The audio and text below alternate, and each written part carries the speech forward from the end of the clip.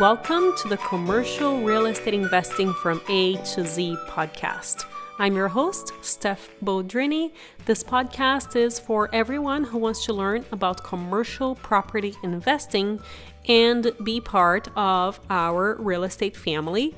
We get the best people in the industry to give you straightforward and practical advice that you can actually use in your investing. In today's episode, we are talking about what is a title report, what is a title commitment, what is a survey, what are some things that you need to watch out for in the title report / commitment and the survey. We are breaking this interview down into two parts because there's just so much information that is going to be valuable to you. We are interviewing a really good friend of mine. Her name is Mindy McLain. She is a Texas attorney and she is the co-owner of a law firm and also a real estate investment company.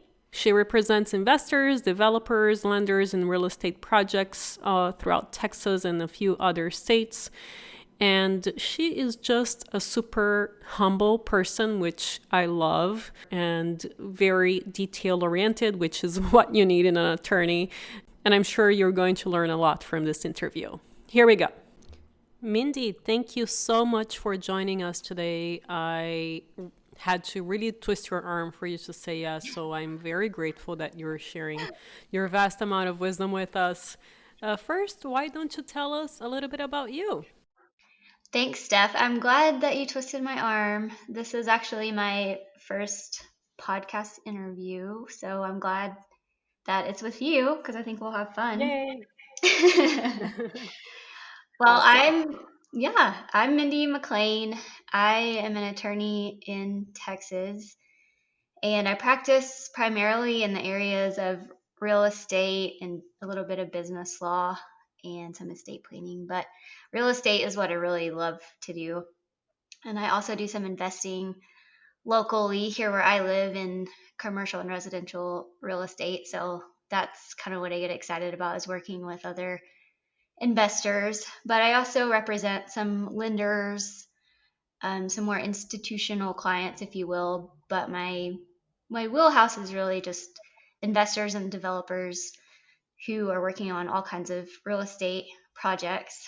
And so I graduated from Texas A&M University and then went to Texas Tech School of Law in Lubbock, and I graduated in 2008, so I've been licensed in Texas since 2009.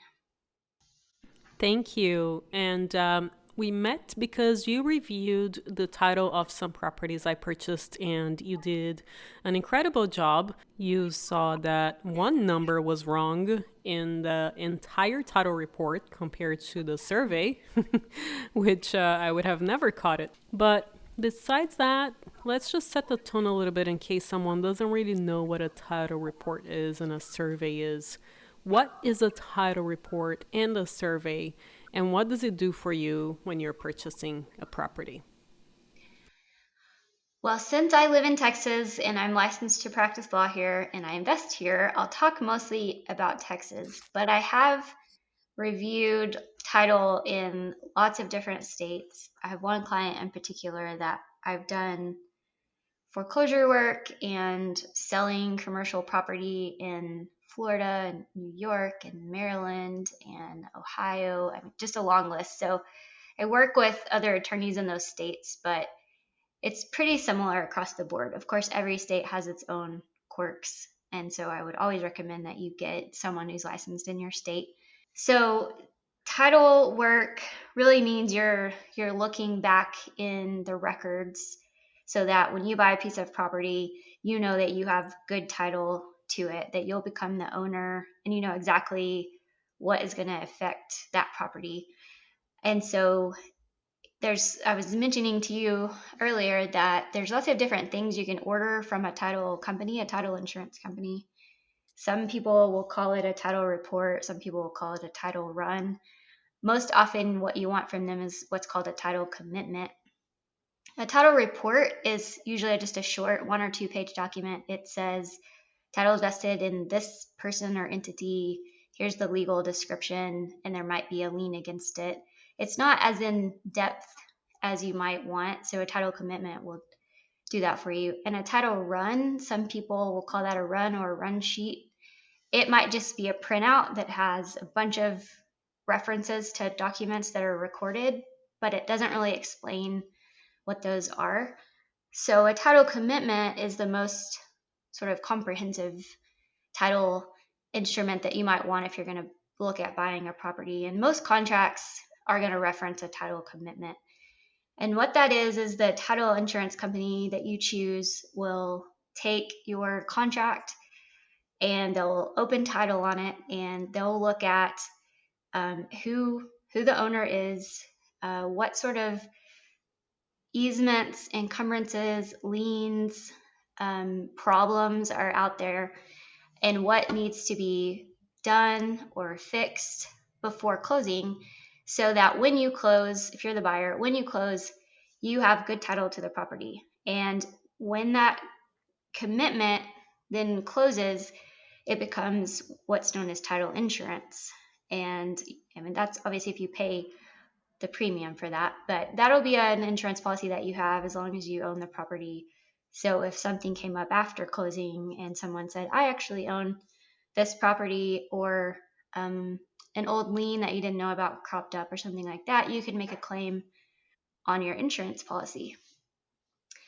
Surveys they usually go hand in hand with the title commitment, but that's actually sending a licensed surveyor out to the property to look at what's on the ground. The title commitment doesn't do that. The title examiner does not visit your property and actually take a look at it. They're just looking at records, whatever is publicly available. But the surveyor is actually going to go out and visit your property. He's going to measure whatever you ask him to, the boundaries or the improvements that are there, or maybe you want to know what something's going to look like once it's constructed or something like that. So they're going to give you a survey, which is just kind of a drawing of your property and of your how much square footage is in your property, or how many acres. Are there any setbacks or easements, and where are those actually located on the ground? So title commitment and a survey go really well together when you are purchasing a property, to give you a good sense of what you're buying, and what problems you might need to get fixed before you actually write a check and pay money and take over this property. That is a really broad overview of title work and surveys, but that's basically the gist of it. Those are, to me, the two most important things besides your contract that you're going to want to spend some time on. One issue that I sometimes see with clients is they sign a contract and they get a title commitment, but they really don't spend any time looking at it. They just think, okay, good. It says that the person who signed my contract is the owner, so we're good. Let's close. Let's get this deal done. And they really don't dive into what's in the commitment. And that's really where things happen. And you really need to review that, because every title commitment has what are called standard exceptions, just like on your car insurance policy or your property insurance. There's going to be certain things that are just not covered by this insurance. But then, even more important to you, rather than the standard exceptions that are in every policy, there might be some specific exceptions that are in yours. And so those are the documents you want to focus on. Those could be prior reservations where people have reserved minerals or wind energy or solar energy, or they've put a restriction on your property that says you can't have a mobile home, you can't use this for commercial property, etc. It could be lots of things. There might be something in there about a lease that affects the property. Could be that there's a right of first refusal that someone else has to purchase the property, or an option to purchase. Lots of different things. So that title commitment is super important, and as soon as you get it, you want to review it very carefully. In Texas, it's made up of really 4 parts, and they're called schedules. Schedule A tells you who owns the property now and who's proposed to buy it, and if there's a lender, who's going to make the loan on the property. Schedule B, Those are the standard printed exceptions that are in every policy. And then they'll add to that any specific exceptions that are going to be part of your policy. So we are not going to cover these particular things. So that's pretty important in Schedule B. Schedule C are the requirements. And that's the title company saying, in order for you to close this and for us to issue insurance on it, you have to meet these requirements. That might be, we need to see your entity documents if you're an LLC or a corporation or a partnership. Or if one of the parties is married, we need the spouse to join in signing the deed. All of this has to be done before we can close, goes in Schedule C. That'll also tell you if there are any liens against the property that have to be paid off, etc. And then Schedule D is like a disclosure of the title company and who owns it and what the premium is going to be when you buy the insurance. So that's kind of title insurance in a 1 minute nutshell. I don't know. That was pretty awesome. Thank you so much. So, given all of this, and I know you already mentioned a few things, but what are some of the things that people should really watch out for in the title report and the survey? I spend most of my time, once I get a title commitment back, I spend most of my time reviewing that Schedule B, which it's not called Schedule B in every state, but those are the exceptions to the policy, and then followed by Schedule C or the requirements. And so if I would say the first mistake that people make is getting the commitment and not even really reviewing it, or never getting past that first Schedule A. And the second thing that they do is they review Schedule B, but they don't really dig into what it says. So it's going to say these are things that are excluded from your policy. It's not going to give you the whole summary and analysis of what those things are. It's just going to say, this document recorded at Volume 1, Page 2 on November 2nd, 1980 is excluded from your policy. And if you don't ask, what is that document recorded at Volume 1, Page 2, November 2nd, 1980, you'll never know what that document said. There could be something, it might say an easement recorded, or a lease recorded, or a deed recorded. But you'll want to ask them, them being the title company or your closer, for copies of those documents. Some title companies will hyperlink them, which is cool. You can just click on it. It'll take you right to the document. If you're in a county or city that's not that technologically advanced, you can just ask for those documents. Just say, can I see all of the documents referenced in Schedule B or the exceptions portion? And then you're going to want to actually go through and read those. This is where the survey can come in handy. If you get a title commitment and it has 18 easements listed, or it has what's called a right-of-way deed or something like that, your surveyor can take that Schedule B and those documents, and he or she can locate those easements or those right-of-ways on the ground and then show you where they are on your survey. Otherwise, you're kind of reading, you're trying to figure out if it says Joe down the road has a 20-foot wide access easement across your property. You may not know exactly where that is. You might have to plot it and try to figure that out. If it's like an access easement, for example, or a roadway, it could be a pipeline easement, could be an electric line easement, lots of different types of easements. But that would be my second thing to look out for, is just read those documents, get copies of them, look through them. The title company, they are doing their best to make sure that when you close and they issue insurance, that title is as clean and clear as it can be, so that they want to avoid any claim in the future. But they're not guaranteeing that you won't have a claim, and they're not guaranteeing that they went through and read all of those documents and disclosed everything to you. Again, it's just like insurance on your house or your car. You want to know what's in your policy, and you want to get the right coverages and have everything you want, but you may have a claim that isn't covered at some point down the road. And it's the same with title. So the goal is that you won't ever have to make a claim, because you'll figure some things out and get them cleared up and get title fixed before you ever close. But don't close on a title commitment not having looked at the actual documents that are referenced in your commitment. And then the same with the survey. If you get it back and you have questions, you want to make sure your title commitment and your survey, they go hand in hand, and that your surveyor has actually reviewed your title commitment and that he or she has included those documents that need to be included on the survey. And that way you know where it's at, it's on the ground.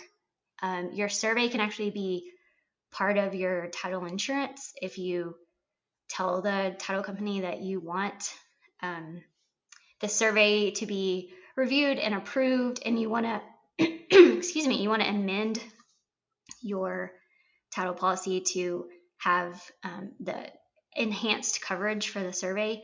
So then the title company and the surveyor will kind of work together to make sure that you don't have any encroachments, or if you do, those get disclosed and dealt with. If somebody's built over your property line, or there's an improvement on your property that's built onto an easement or over a setback or something like that, figure all that out ahead of time just so you know what you're getting into. But don't rely on the fact that you have title insurance thinking that you can just make a claim later and it'll be covered, because it may not.